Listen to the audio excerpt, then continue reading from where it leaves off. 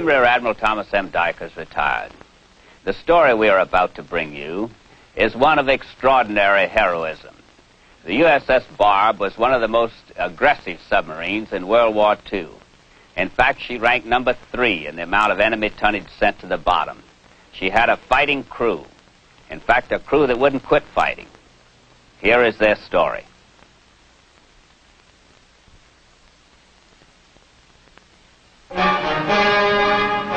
The USS Barb wrote several new chapters in submarine history.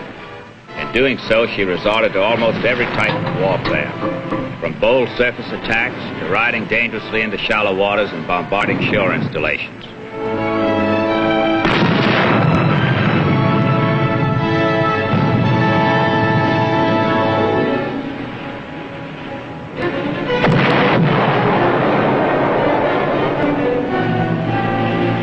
Brung up the unbelievable toll of more than 90,000 tons of shipping. Our story begins when the Pirates of the China Sea, as the Barb's crew was called, topping off one of her spectacular patrols. Operating in dangerously shallow waters, they were in search of a convoy reported to be hugging the coast. The Barb's skipper was Commander Eugene B. Fluckey of Washington, D.C. Lieutenant William M. Walker from Miami, Florida, was the Barb's first lieutenant.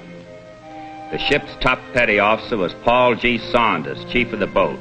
His hometown was San Diego, California. Well, all them meatballs and no spaghetti. How come they got you working a swab, Jackie boy?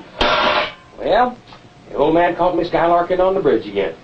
How do you always manage to get into trouble?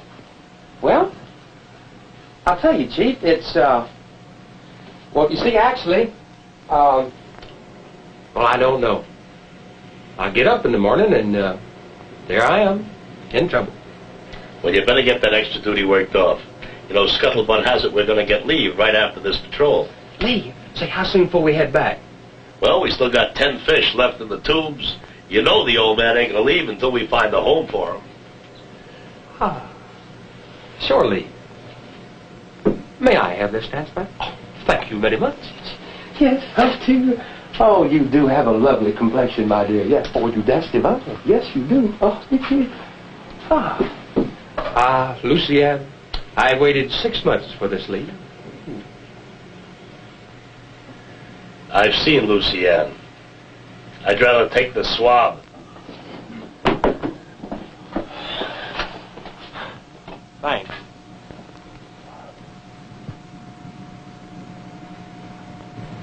Holy smoke. Look at this, Mr. Walker. Looks like a whole flock of ships right next to the coast. Right. Notify the captain. We spotted the convoy right up against the beach. Hey, say, that looks like Fate Review at Hampton Roads. Yeah, ain't that beautiful? Moving nice and slow, just like ducks on a pond. Beautiful.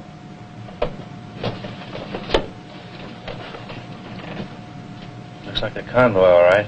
Have they changed position? Yes, sir, they're moving south slowly. Most of the coast unexplored. Be pretty rough getting in. All the chart tells us is that it's rocky.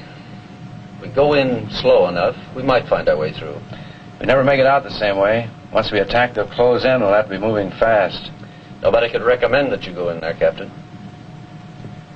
It's a big convoy. It's worth a big chance. Besides, targets are scarce these days. Put us on a course to go up ahead of them. Aye, aye, sir. What are you so happy about? Oh, I was just thinking about the old man. How can a guy be such a good Joe and hand out so much extra duty?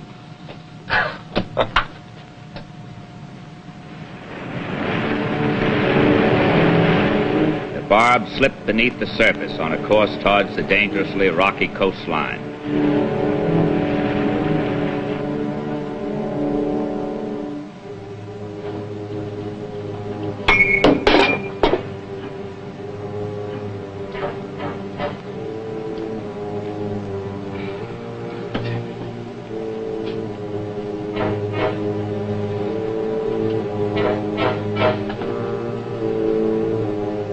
There they are. Must be about 30 of them. We'll fire all torpedoes and haul out. Aye, aye, sir. barb slowly swung into position. Commander Flucky gave the order to fire a bowsprit of 6 torpedoes. Fire! At 8-second intervals.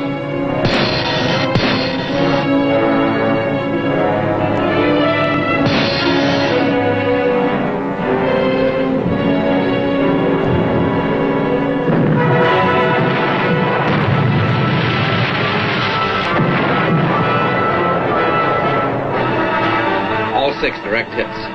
Right full rudder, all ahead full, after torpedo room, stand by.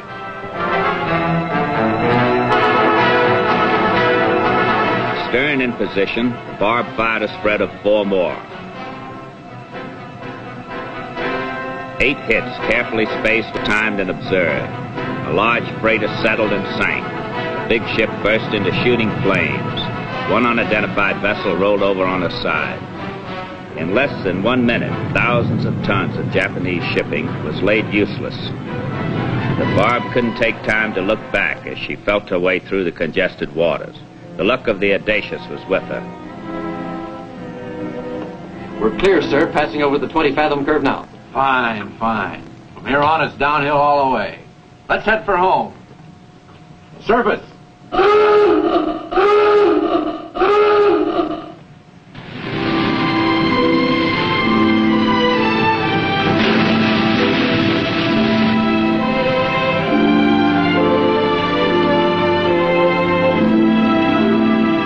A few weeks later, the barb steamed into Pearl Harbor.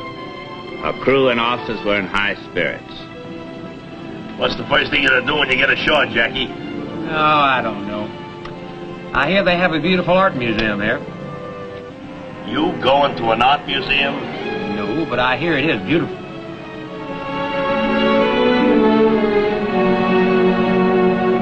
But what they didn't know was that ComSub Pac was to have disappointing news for them. What makes you think lifeguard duty isn't important? I didn't say that, sir. All I said was I got a bunch of wildcats on board who need more action. They won't sit still. Sounds like a cocky crew. Yes, sir, they are. I can understand why. Yes, sir. I'm sorry, Gene. Bob's getting pretty old. We have faster and more modern boats for combat patrol now. Maybe so, Admiral, but I don't think there's a ship in the force with a barb spirit. You think that's the most important factor? Yes, sir, I know it is. I'm afraid I can't do it, Gene. I'll guarantee you $1 million worth of damage. No. But, sir, I've got a plan to knock out shore installations. We can't do enough damage with one deck gun to make it very worthwhile. We could employ rockets. Rockets? What, a sub? Just because it's never been done, sir, doesn't mean it isn't possible. I didn't say it wasn't possible. Sorry, sir. But we know those shore installations better than we know the streets in Washington. With a full load of rockets, we could massage that shoreline. Let me think about it. I'll also personally guarantee you at least 15 ships. Looks like you've got your heart set on another combat patrol. Then I'll you'll... let you do one more war patrol, Gene. And with rockets. Thank you, sir. Now, get out of here before I change my mind. Aye, sir. And thanks again, Admiral. We won't disappoint you.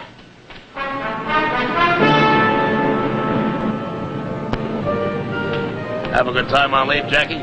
Yeah. Transfer orders from ComSub Pac.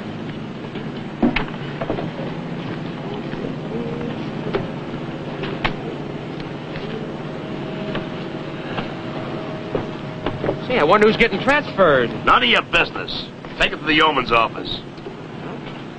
And keep your nose out of it. Yeah, all right.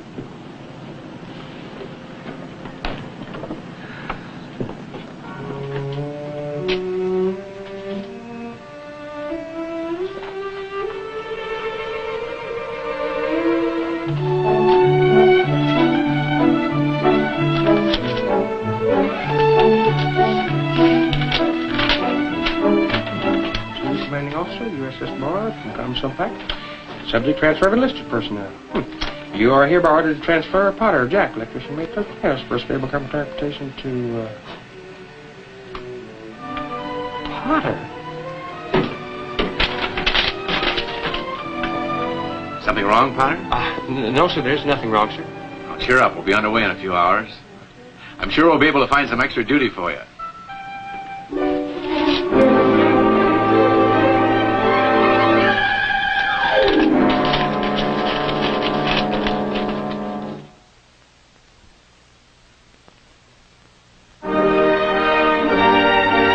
Loaded to capacity with electric torpedoes and all sorts of other ammunition, including 100 rockets to inaugurate their assaults on Hokkaido.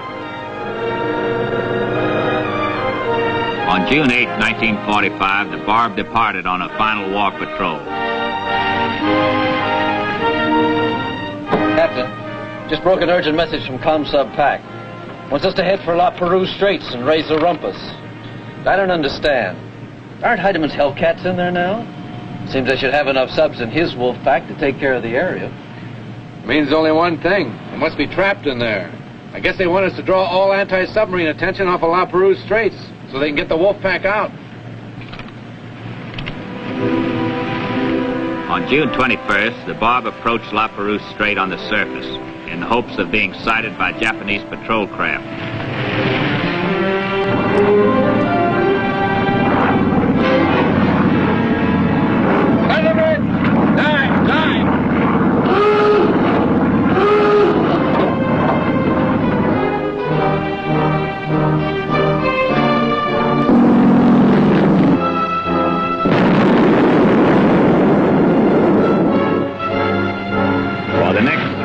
The Barb dived and surfaced like a playful porpoise, drawing all attention away from the wolf pack.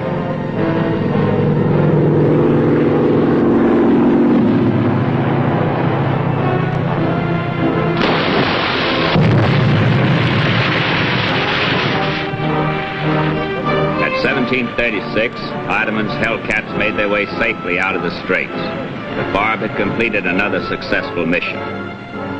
At 1950, the Barb surfaced inside La Perouse Straits and manned battle stations.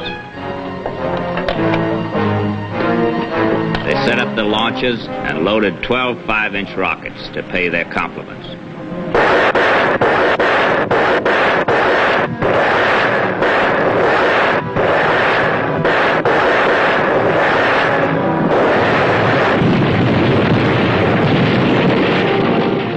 Rocket assault was highly successful, leaving the city of Shari badly damaged. Despite many countermeasures, the Barb fearlessly attacked the enemy at every opportunity, determined to fulfill her promise of $1 million worth of damage and at least 15 ships. By August 2nd, 1945, she had made good her promise. The aggressive Barb had made use of all torpedoes and rockets, adding many thousands of tons of shipping and 4 rocket assaults to a brilliant record.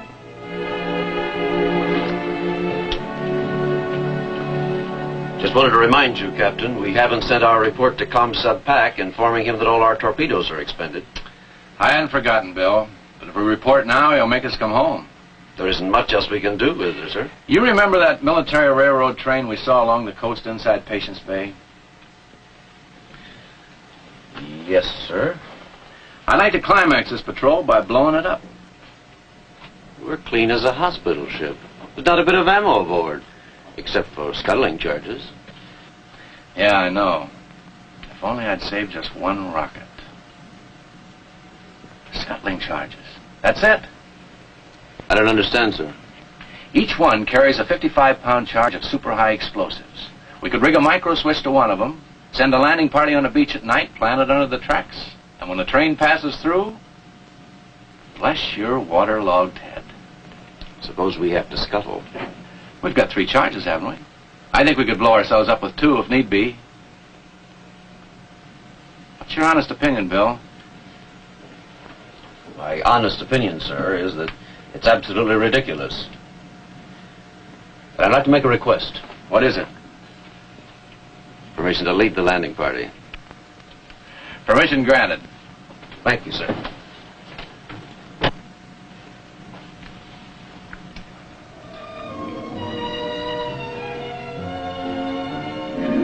This, my boy, is the proper way to do a foxtrot. Man, that looks more like a turkey trot to me. You're just jealous. So what do you call it, Pop?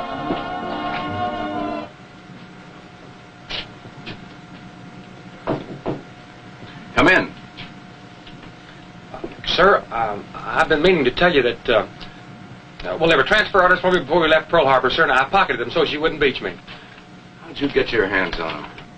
I was supposed to deliver them to the yeoman's office, sir, and I guess I sneaked a piece, sir. It figures. Yes, sir. You realize, of course, this is a serious offense. I know, sir, and well, I was going to tell you after we got to sea, but well, I was afraid you'd put me off at Midway. You've got to be disciplined, you know that. Yes, sir. You're restricted to ship until we get to Pearl. Restricted to ship? Well, how can I get off at sea, sir? We're not through with War Patrol yet. I'm sending a landing party inside Patience Bay. You were going to be an important part of it. Oh, well, that isn't fair, Captain. I could have climbed up till we got back. Too bad, Potter. Captain? Yes, sir.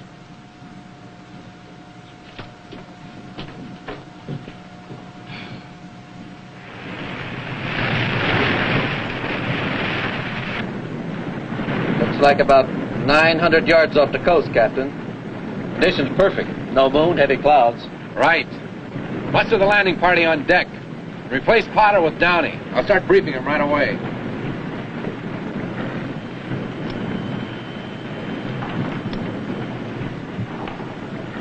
I thought you were in the landing party.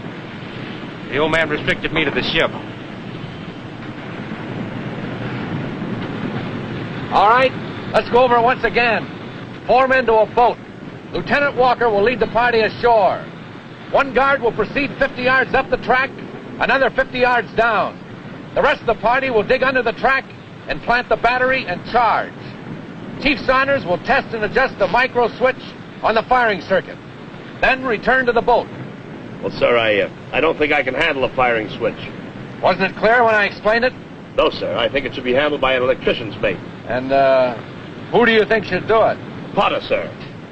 Very well, get him. Yes, sir. Man, I've been trying to think of some soul-stirring message like synchronize your watches. But all I can think of is, if you get stuck, we'll come back for you every night. If we can't, follow the mountain ranges north and head for Siberia. Siberia? Shove off and God go with you.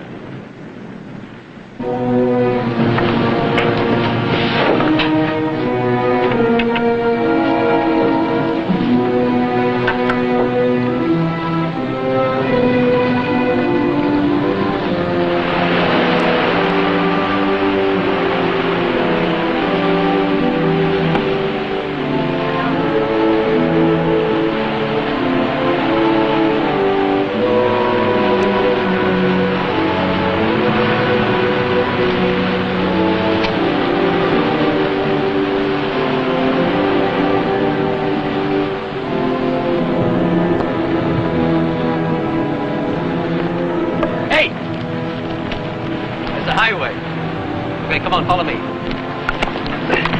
Enjoying your trip? Very funny. Look, you better let me take the lead, I'm not the most smart thing go by. No, I'm sure.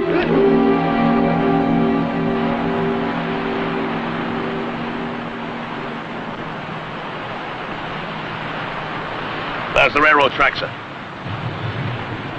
Look out. Spread out. You remember your whistle signals?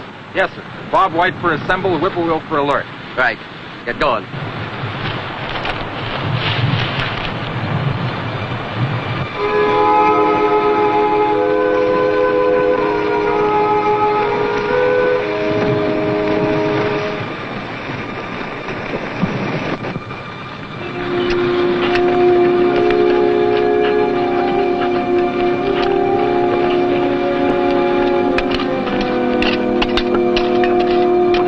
They can't grow anything but bulrushes here, Mr. Walker. Look at that lousy soil. Never mind the soil, Potter. Just keep digging. No signal. Shall I shoot, sir? Probably our lookout. Nothing on earth but a scared American could run that fast. Don't shoot. What's up? There's a lookout tower about 100 yards up the track. Why didn't you whistle? Well, there's a guard asleep in the tower, and when I saw him, I got so scared my mouth dried up I couldn't whistle. Come on, bear a hand.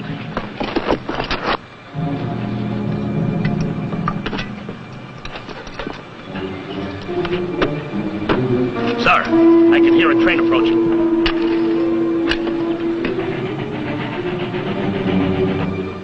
It won't fit. I'm going to have to dig a little deeper. Come on, Davy, don't jack. Dig. Clear the tracks. You're too close. Come on!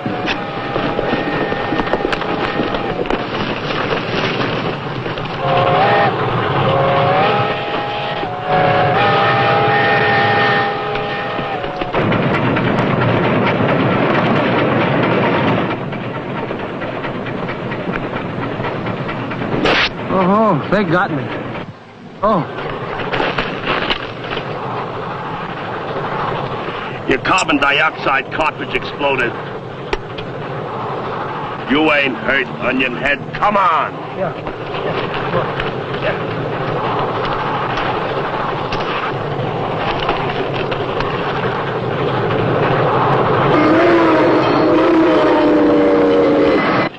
Hurry up.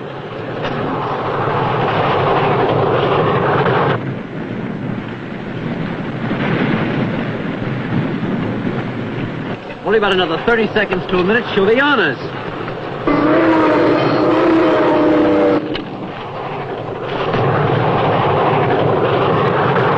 She's all set. Right, let's go.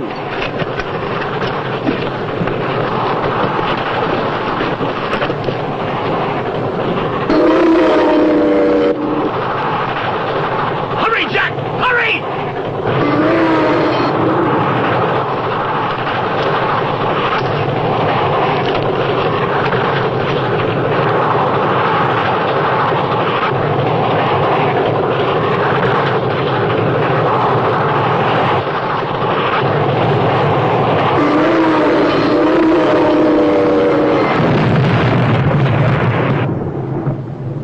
They got it.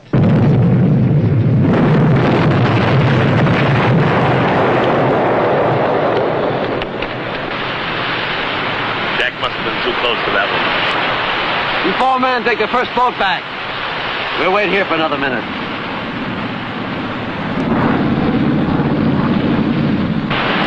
We'd never get back there. They'd be closing in on the beach soon. Can't leave him now. He might still be alive. We've got to, Saunders. They'll spot that sub soon. There'll be curtains for all of us. You're right, sir. I'm sorry.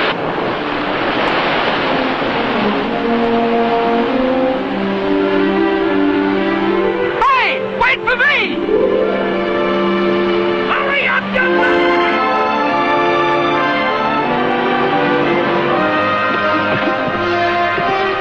Think the old man will give me extra duty for being late?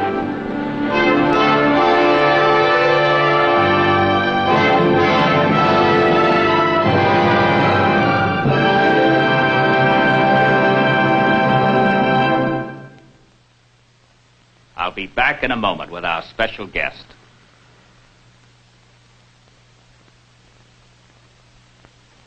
I know you will be pleased to meet the Barb's skipper, Captain Eugene B. Fluckey, who is now head of the Department of Electrical Engineering at Annapolis and the director of the Navy Marine Corps Memorial Stadium project. Gene, this 12th patrol of the Barb was certainly a model of ingenuity. Where did you get all those ideas? Tommy, we knew we had very little chance of finding any worthwhile targets for our torpedoes that late in the war. So we thought them up while we were sitting on our hands. The Barb stood 3 of all submarines in tonnage sunk, won the Presidential Unit Citation, you were awarded the Medal of Honor, and still you tell me you had time to sit on your hands. Well, we had 80 of the finest men in submarines on board. They were always in a hurry. So sometimes we did sit on our hands, but I must admit it wasn't for very long. Congratulations to you for furnishing such fine leadership to this outstanding submarine. Thank you. I hope that you will be with us again for another true story of the silent service. Take her down and up and by, through the deep blue underneath the ocean. We'll control the oceans wide, from down, down underneath the sea. Safe and close, we'll pass yet to be. And we're safe as long as there's a submariner underneath the sea. So rake for time and take the time. Down, go down, down underneath the ocean. Fearless men will find renown in the deep blue underneath the sea.